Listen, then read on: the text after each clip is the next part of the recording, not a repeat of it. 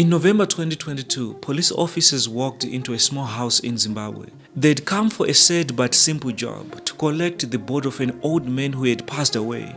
But inside the house, nothing was simple. The old man's body had been lying there for days. His wife had been living in the same house with him. And then as the officers moved through the rooms, they heard something above their heads. Something was moving in the ceiling. When they opened it up, they found a man, 39 years old, barefoot, hair and beard grown wild. His name was Grant Mashasha, and according to his neighbors, Grant had not been seen by the outside world for 10 years. 10 years in a house on an ordinary street with neighbors living meters away. So how does a man disappear without ever leaving home? What the police found in that house shocked the whole of Zimbabwe. Newspapers called it the House of Horror. Social media could not stop talking about it. But here's the thing, almost everything you heard about this story was only half the truth. Today we are going to piece together what really happened inside that house. You are going to know who Grant Mashasha really was before he vanished. Because he was not always the man in the ceiling. He was once, in the words of his own neighbor, one of the coolest kids on the streets. There was a lie that kept the entire neighborhood fooled for a decade. A lie so simple, so believable that nobody ever questioned it. What was really happening behind those locked doors, and the tragedy that finally exposed it all? I really want to take this opportunity to say thank you so much. We are growing so fast. The past month, we gained about 10,000 subscribers a month. That is really big. So if you are watching our videos for the first time, I'm kindly asking if you can subscribe and like the video. It really means a lot. So I'm kindly asking if you can subscribe. Thank you so much. And like the video, please. Let's like the video.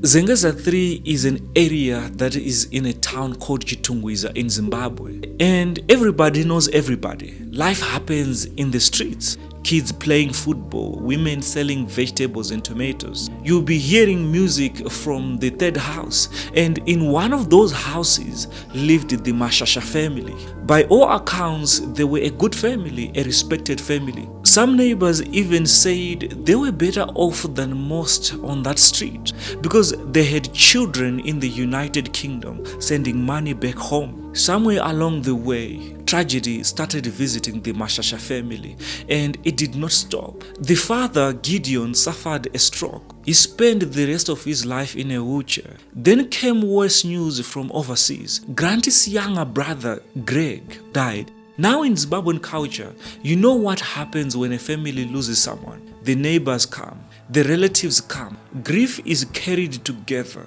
But at the Mashasha house, something strange happened. Gogo Mashasha closed the door. She banned people from entering the area, the house. No condolence visits, no gatherings. Around the same time all of this was happening, Grant's own life fell apart. He had gotten married. The marriage collapsed in divorce. And that divorce, according to the neighbors, was the last time anyone ever saw Grant Mashasha. Now, here is where the story turns from sad to sinister. Because when neighbors asked, where is Grant these days? Gogo Mashasha had an answer ready. A perfect answer. An answer nobody in Zimbabwe would ever question. She said, Grant is in the UK. He joined his brothers and sisters there. Think about how brilliant that lie was. Everyone knew that Mashasha children went to the UK. Everyone knew the family had money coming from overseas every month. So of course Grant had gone too there. It made perfect sense. Nobody checked. Nobody could check. And so for roughly 10 years, an entire neighborhood walked past that house every single day and never knowing that Grant was inside and not in the UK. Now stop and ask yourself something uncomfortable. How well do you really know what happens behind your neighbor's walls? You see them at the gate, you greet them, but the door closes, and that is where your knowledge ends. Everyone thought that they knew the Mashasha family, the Mashasha house. Everyone was wrong. So what was life actually like for Grant inside that house? For years, the newspapers said one thing: he lived in the ceiling for 14 years. That was the headline. But when Grant's own relatives finally finally reached him, his niece Nobutle spoke to the press. A different picture emerged, and honestly, the truth is almost sadder than the myth. According to the family, Grant did not spend a decade up in the roof. He spent about 10 years confined to a room, sleeping on a sofa. 10 years, one room, one sofa. No visitors were allowed in the house, not even close relatives. The question is, why is it that Grant simply never walked out that door? This is the part that breaks your heart. According to his niece, Grant stayed because of fear. He said his mother had warned him again and again that there were people out there who wanted to kill him, that the only safe place in the world was inside that house. Grant reportedly struggled with his mental health, and in that state, hearing every day that death was waiting outside for you, he believed it. The house was not locked from outside. Even inside, it was locked inside his mind. And let us be careful here, as we always try to be on this channel. Grant was not a monster in a roof, like some stories made him sound. He was a vulnerable man living with mental health struggles, isolated from every person who could have helped him. Whatever was happening in that house, Grant was not the author of it. He was the one it happened to. And it might have gone on for many more years if death had not visited the Mashasha house. Because sekuru vaivanzotaura kuti kana mukaramba mukarega kuuya muchindiona ndichafa mukadzi yako ndiviga musingazvizivi, because koko vanga vasingatodi munhu pamba pavo wanga usingasviki kuchipinda. November 2022, according to what Gogo Mashasha later told the authorities, she left the house on the 15th of November to attend a church service. Now, this is where we pause the video and start to ask you questions, because a lot of people start to put pieces together here. Grant was lied to by Gogo. And the lie became so normal to understand that Gogo started to see everything as normal, to understand that she was going to church, praying to God, and yet she was lying to people. What kind of a God was she praying to? She left the house on the 15th of November to attend a church service, leaving her critical ill husband behind. She said she returned on the 21st of November and found the doors locked and the husband dead. But the prosecutors would later tell a very different story. The state alleged that she left Gideon, the husband, a man who could not take care of himself, without proper food, without medical attention. After Gogo came back from church, she finally went to the police and reported the situation. When police arrived at the house, they expected one tragedy, but they found two, because while the officers were dealing with Gideon's body, they discovered there was someone else in that house hiding above them in the ceiling, and that person was Grant Mashasha, 39 years old. The man the whole street believed was living in England. He came down barefoot. His hair and beard had grown long and wild. His fingernails had curled from years without care.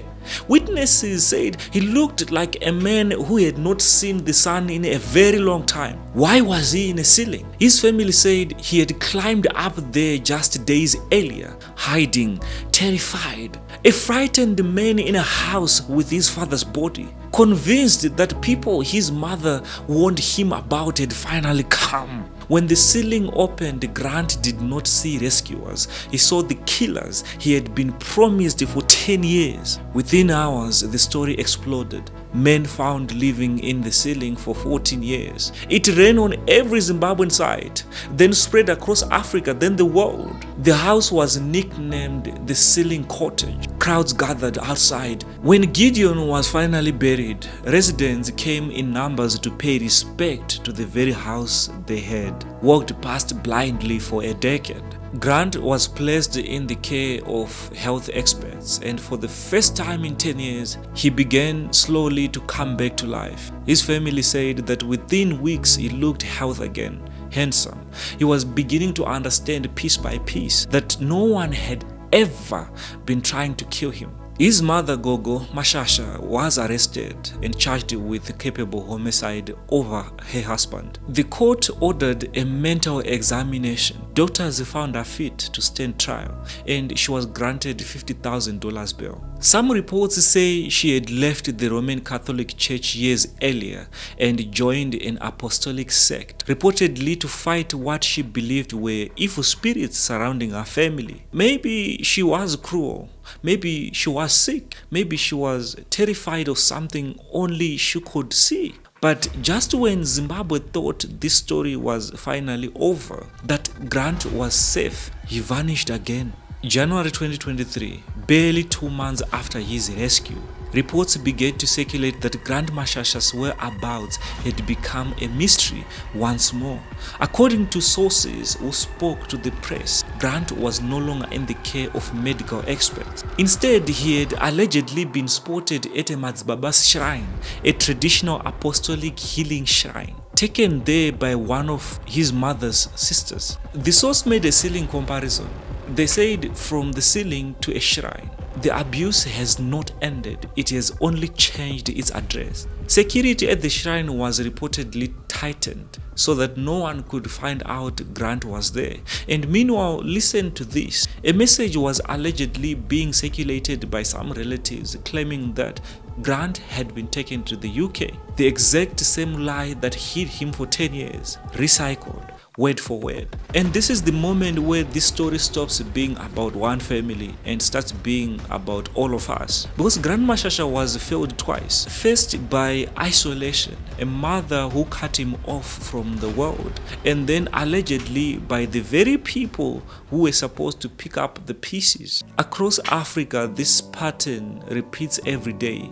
People struggling with mental health are hidden by their families out of shame, out of fear, out of beliefs that their condition is a curse or a spirit. They are locked in rooms taken to shrines instead of hospitals, declared to be overseas when neighbors ask, and while they are locked in.